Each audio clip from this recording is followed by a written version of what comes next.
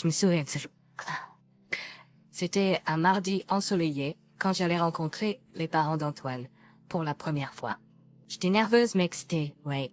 Antoine et moi sortions ensemble depuis 2 ans et il avait enfin fait sa demande. J'avais beaucoup entendu parler de ses parents, mais nous ne nous étions jamais rencontrés. Antoine avait toujours décrit ses parents comme traditionnels et un peu vieux jeu. Je suppose que je n'avais pas réalisé ce que cela signifiait, jusqu'à ce que je les rencontre. Nous avons décidé de nous rencontrer dans un café local. Je suis arrivée en premier, portant ma robe bleue préférée, espérant faire bonne impression. Antoine est arrivé avec ses parents. Sa mère, Madame Thompson, avait un air sévère et son père, Monsieur Thompson, semblait désintéressé de tout ce qui l'entourait.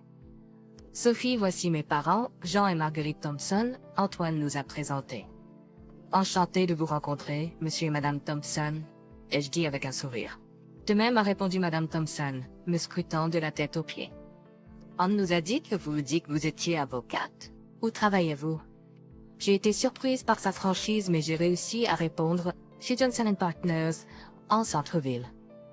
Et votre salaire? Ça doit être bon, en étant avocate et tout, a ajouté Monsieur Thompson sur un ton direct. J'ai hésité, ne sachant pas comment répondre. C'est suffisant pour mes besoins, ai-je dit, essayant de garder la conversation légère. Thompson a levé un sourcil. Et où prévoyez-vous de vivre après le mariage? J'ai regardé Antoine, espérant qu'il intervienne, mais il a juste haussé des épaules.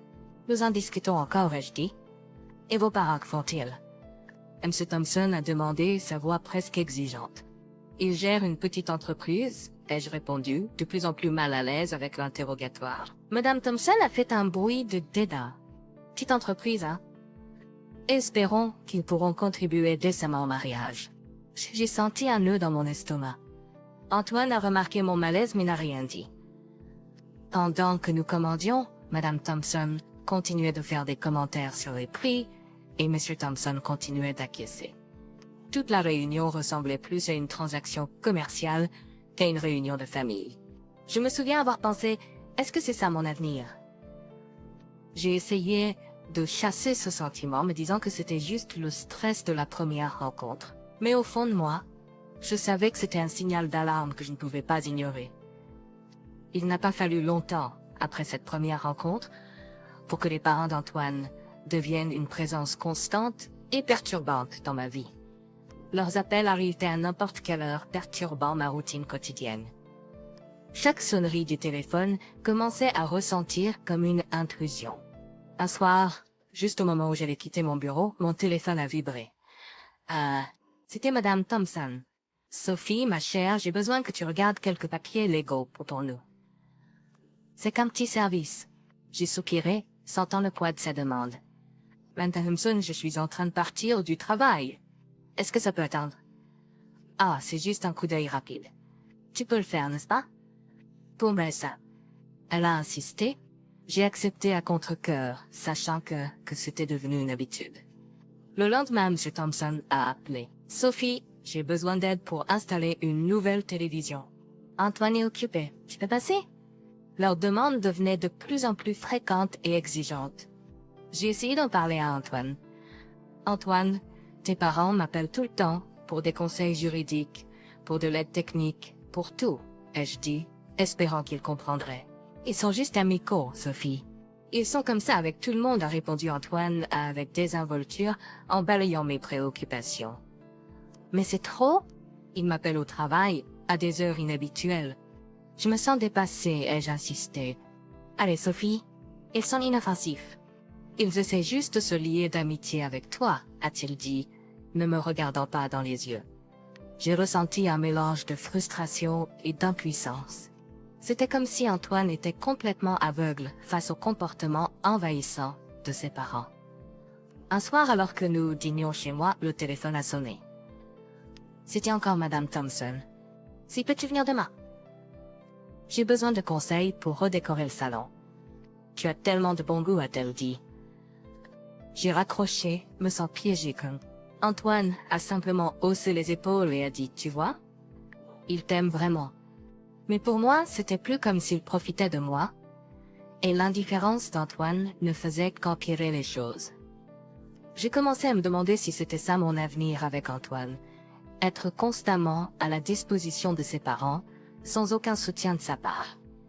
C'était un vendredi soir, quand Antoine a suggéré qu'on aille dîner avec ses parents. Il a choisi un restaurant chic en centre-ville, le genre où vous réfléchiriez 2 fois avant de vérifier les prix sur le menu. J'avais l'intuition que ce serait pas un dîner décontracté et relaxant, et mon Dieu, j'avais raison. Nous sommes arrivés au restaurant et Thompson était déjà là en train de parcourir le menu. Les yeux de Madame Thompson se sont illuminés en voyant les options de homard et de steak. Sophie, tu dois absolument essayer le homard ici. C'est divin. Madame Thompson s'exclama, sa voix débordant d'enthousiasme. J'ai jeté un coup d'œil au menu et j'ai vu le prix. C'était plus que ce que je voulais dépenser. Mais avant que je puisse répondre, Monsieur Thompson a pris la parole. Antoine nous a dit que tu réussis bien dans ton cabinet. Sûrement, une avocate aussi réussie que toi peut se permettre un petit plaisir de temps en temps, dit-il, son ton un peu trop pointu. Me sentant coincé, j'ai souri faiblement et j'ai dit « En fait, je pensais à quelque chose de plus léger, peut-être une salade ?» Madame Thompson m'a regardé comme si j'avais suggéré quelque chose d'outrageux. « Une salade? Absurde. Tu es dans l'un des meilleurs restaurants de la ville. Tu dois essayer leur spécialité. » Me sentais mal à l'aise, mais j'ai décidé de ne pas argumenter. Je ne voulais pas causer de scandale. Pendant que nous mangions, la conversation tournait autour d'Antoine et de ses réalisations, ses parents lançant occasionnellement une question ou deux sur mon travail mais n'écoutant pas vraiment mes réponses. Puis vint le moment de vérité, l'addition. M. Thompson a tapoté ses poches puis a regardé sa femme avec une expression feinte de surprise. « Oh mon Dieu! Je crois que j'ai oublié mon portefeuille à la maison, dit-il. Sa voix un peu trop calme pour quelqu'un qui venait de dîner somptueusement aux frais de quelqu'un d'autre.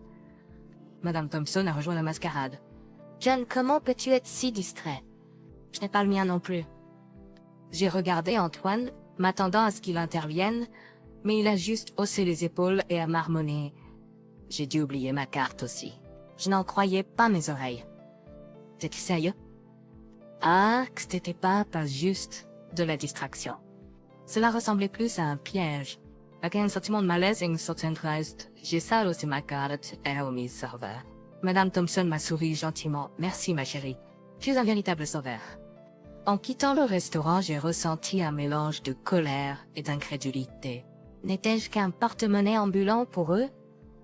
Et pourquoi Antoine n'a-t-il rien dit? Avec le mariage qui approchait, il était de plus en plus évident que c'était le moment pour nos parents de se rencontrer. Compte tenu de toutes mes expériences avec les parents d'Antoine, je me préparais mentalement à cette rencontre. Je me souviens avoir marché dans mon salon, téléphone à la main, répétant comment j'allais annoncer la nouvelle à mes parents. J'ai finalement rassemblé le courage et je les ai appelés. « Hey Mom, Dad, je pense qu'il est temps que vous rencontriez les parents d'Antoine, » j'ai dit en essayant de garder ma voix stable. « Oh Sophie, nous sommes tellement excités à ce sujet. Quand pouvons-nous y contrer? » La voix de maman était un mélange d'enthousiasme et de curiosité. J'ai pris une profonde respiration avant d'ajouter une note prudente. Juste pour vous prévenir, ils sont un peu, intenses. La voix de papa s'est fait entendre avec un petit rire. Sophie, nous avons vu toutes sortes de choses dans notre vie. Ne vous inquiétez pas, nous allons. Sa confiance était réconfortante, mais je ne pouvais pas me débarrasser de mes appréhensions. Nous avons décidé du Grandview Hotel, connu pour son ambiance agréable et ses beaux environs. C'était un endroit familier pour moi que j'espérais fournir une distraction si les choses devenaient trop intenses. Le lendemain, j'ai mentionné le plan à Antoine pendant le petit déjeuner. Donc nous nous rencontrons au Grandview Hotel ce samedi. Je pense que ce sera agréable pour nos parents de se rencontrer dans un cadre neutre et détendu. Antoine a hoché la tête, absorbé par son téléphone. Bien sûr, ça sonne bien. Je vais en informer mes parents. Ah, j'ai passé les quelques jours suivants dans un tourbillon de préparatifs. Ouais, je voulais m'assurer que tout soit parfait, espérant que cela aiderait à maintenir la paix. À mesure que le jour approchait, mes nerfs commençaient à se détériorer. Je me suis retrouvée à obséder sur chaque petit détail de ce que je porterais, à comment je dirigerai la conversation, loin de tout sujet potentiellement sensible. La veille de la réunion, je suis restée éveillée, des scénarios défilant dans ma tête. Et si les parents d'Antoine disaient quelque chose d'offensant? Si mes parents n'étaient pas? Et si tout déjeuner tournait au désastre? Le matin de la réunion, j'étais un tas de nerfs. J'ai choisi une robe simple mais élégante, espérant trouver le bon équilibre entre décontracté et formel.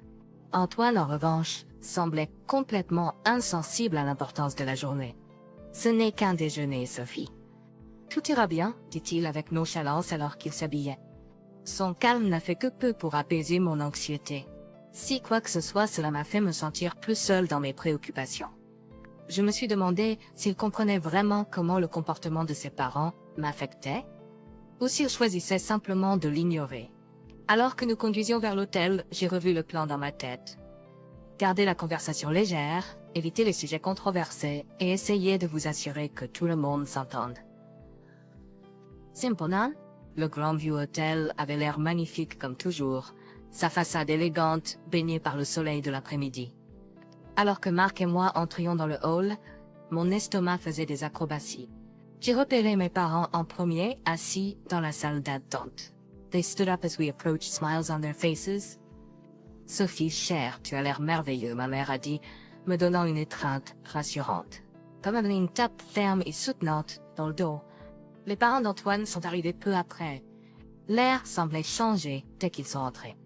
Les yeux de Madame Thompson ont balayé le hall comme si elle évaluait la valeur de chaque objet. « Bel endroit que tu as choisi, Sophie », Monsieur Thompson a commenté sèchement en serrant la main de mes parents.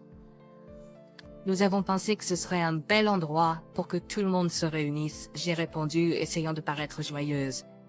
Nous nous sommes dirigés vers la salle à manger, et c'est là que les choses ont pris une tournure inattendue. Un employé de l'hôtel s'est approché de nous avec un regard désolé. « Je suis désolé, mais nous sommes un peu surbookés aujourd'hui. Nous n'avons que quelques chambres simples et 2 chambres triples disponibles, a-t-il expliqué. L'une des chambres triples est notre plus belle suite, avec toutes les commodités. L'autre est plus basique et proche de la route, donc un peu bruyante, a-t-il ajouté. Avant que je puisse dire quoi que ce soit, Madame Thompson a pris la parole. Eh bien évidemment, John, Antoine et moi prendrons la suite. Sophie, tu peux couvrir les frais, n'est-ce pas? Après tout, c'est toi qui as organisé cette réunion. J'ai été choquée de son audace. Je pensais que mes parents et moi pourrions prendre la suite Mais Madame Thompson m'a coupé. Nous sommes les invités. Et d'ailleurs, c'est toi qui as le gros salaire d'avocat. Mon père, essayant de calmer la situation, a suggéré pourquoi ne pas en discuter pendant le déjeuner et décider après. Le déjeuner a été tendu. La conversation était forcée et j'ai remarqué que les parents d'Antoine évaluaient mes parents, leurs commentaires teintés de piques subtiles. Mes parents, à leur crédit, sont restés calmes, répondant avec grâce et humour. Alors que nous approchions de la fin du repas, le sujet de la chambre a refait surface. Madame Thompson est catégorique. Nous devrions prendre la suite. C'est seulement approprié. Sophie peut se le permettre, a-t-elle dit. Antoine, qui était resté silencieux, a finalement pris la parole. Maman a raison. Il est important qu'il soit à l'aise. Je n'arrivais pas à croire ce que j'entendais. Soutenait-il vraiment leur côté sur cette question? Ma mère, toujours médiatrice, a suggéré pourquoi ne pas laisser l'hôtel décider. Ils peuvent attribuer les chambres en fonction des disponibilités. Mais Madame Thompson n'en voulait pas. Antoine a dit que vous avez une petite entreprise. Je pense que vous n'êtes habitué au luxe. La chambre la plus simple devrait vous convenir. Elle est simplement conçue pour les personnes à petits revenus. La tension était palpable. Je ressentais un mélange de colère et d'incrédulité. Il ne s'agissait pas seulement de chambre, c'était une question de respect, quelque chose que les parents d'Antoine semblaient avoir peu, surtout pour moi et ma famille. Alors que la tension montait dans le hall de l'hôtel, mon père, Georges, a éclairci sa voix et s'est avancé, attirant l'attention de tous. « Il y a quelque chose que vous devriez tous savoir », a-t-il dit, sa voix calme et assurée. Antoine, ses parents et moi, nous l'avons tous regardé curieux et un peu confus. Cet hôtel, a continué mon père, ainsi que plusieurs autres à travers le pays, appartient à notre entreprise familiale. La réaction a été immédiate et spectaculaire. La bouche de Madame Thompson s'est ouverte en grand et les yeux de Monsieur Thompson se sont écarquillés de surprise. Antoine s'est tourné vers moi, son visage un mélange de surprise et d'incrédulité. « Tu possèdes cet hôtel ?» Madame Thompson a finalement réussi à balbutier. « Oui, ainsi que quelques autres », a répondu mon père avec des contractions. Nous avons toujours préféré rester discrets. Le personnel de l'hôtel, reconnaissant mon père, semblait soudain très embarrassé. « Monsieur Williams, je m'excuse pour le désagrément. Plus tôt, j'avais aucune idée. » Ce n'est pas grave. Mais nous prendrons la suite, et la famille d'Antoine pourra avoir notre chambre. Et pas besoin que Kate paye.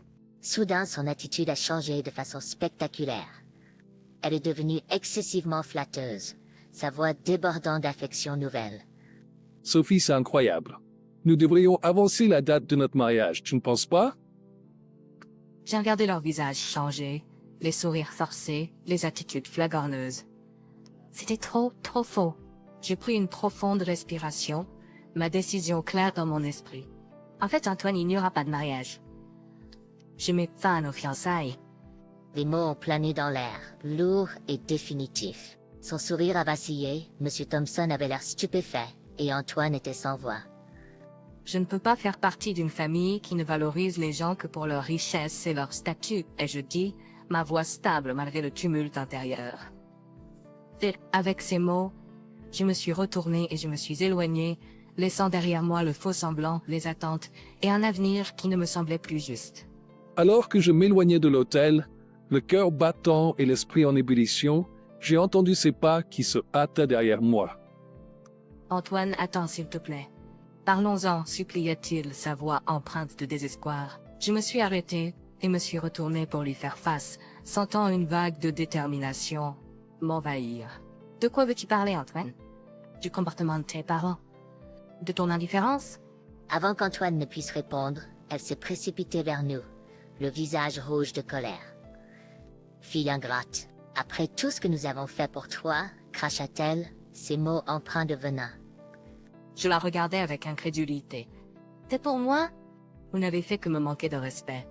Moi et ma famille. Oh! » Sa diatribe continua, ses mots devenant de plus en plus blessants. « Fille stupide, toi et tes parents, vous pensez être meilleurs que nous, n'est-ce pas? » Antoine semblait déchiré entre nous, sa bouche s'ouvrant et se fermant, mais aucun mot ne sortait.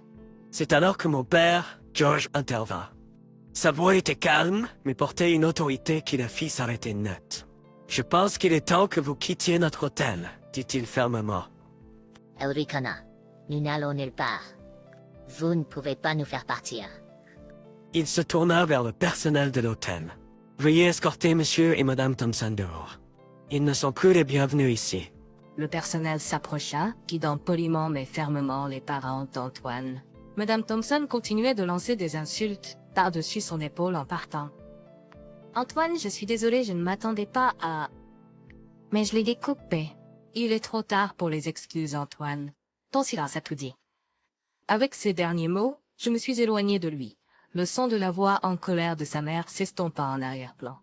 J'ai ressenti un mélange de tristesse et de soulagement. Cela faisait mal de mettre fin à ma relation avec Antoine, mais je savais que c'était la bonne décision. En rentrant chez moi, le poids des événements de la journée a commencé à s'installer. C'était à la fin d'un chapitre, mais le début un chapitre où je me suis affirmée et où j'ai refusé de me contenter de moins que ce que je méritais.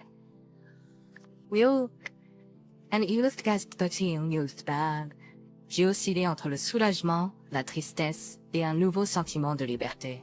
La décision de mettre fin à mes fiançailles avec Antoine, bien que douloureuse, semblait être le premier pas vers un avenir où je respectais ma propre valeur. Un soir, alors que je m'asseyais sur ma véranda, ma mère a appelé. « Sophie, comment vas-tu, ma chérie ?» Sa voix était pleine de préoccupation. J'ai pris une grande respiration, regardant le coucher de soleil peindre le ciel de nuances d'orange et de rose. « Je vais bien, maman. Ça a été difficile, mais je pense que c'était la bonne décision. Tu es plus forte que tu ne le penses, Sophie. Et nous sommes tellement fiers de toi, dit-elle chaleureusement. J'ai souri, ressentant une vague de gratitude pour ma famille soutenante. Merci maman, je ne sais pas ce que je ferais sans toi et papa. Il y a eu une courte pause avant qu'elle ne parle à nouveau. Tu sais, parfois la fin d'une chose est juste le début de quelque chose de nouveau. Quelque chose de mieux. Ces paroles ont résonné en moi. Tu as raison, maman. C'est une chance pour un nouveau départ. Dans les jours qui ont suivi, je me suis plongée dans mon travail et j'ai passé du temps avec des amis qui ont été mes piliers de force. Leur soutien était un rappel constant que je n'étais pas seule. Un week-end, alors que je déjeunais avec ma meilleure amie, Sarah, elle a dit « Tu sais, Sophie, je pense que tu as fait quelque chose que beaucoup n'auraient pas eu le courage de faire. » Tu t'es frappé? J'ai hoché la tête, remis en mon café. C'était difficile, mais j'ai réalisé que je devais être fidèle à moi-même. Je peux pas être dans une relation où je ne suis pas valorisée. Ça sourit le vin va te faire. Au nouveau départ et au respect de soi. Que cela soit le début de quelque chose de merveilleux pour toi. J'ai trinqué avec elle, ressentant un sentiment d'optimisme pour l'avenir. Dans les semaines qui ont suivi, j'ai trouvé un nouveau sens de l'indépendance. J'ai exploré des passe-temps que j'avais mis de côté et j'ai même commencé à planifier un voyage en solo, quelque chose que j'avais toujours voulu faire, mais que j'avais jamais eu le courage d'essayer. La vie après Antoine était différente, mais c'était émancipateur. J'ai réalisé que d'être seule n'était pas quelque chose à craindre, mais une opportunité pour me découvrir et découvrir ce que je voulais vraiment dans la vie. Alors que je faisais mes valises pour le voyage, j'ai ressenti un frisson d'excitation. C'était mon voyage, mon chemin, pour découvrir qui j'étais en dehors d'une relation. J'allais de l'avant non pas avec de l'amertume, mais avec de l'espoir et un cœur ouvert, prêt à embrasser tout ce qui m'attendait.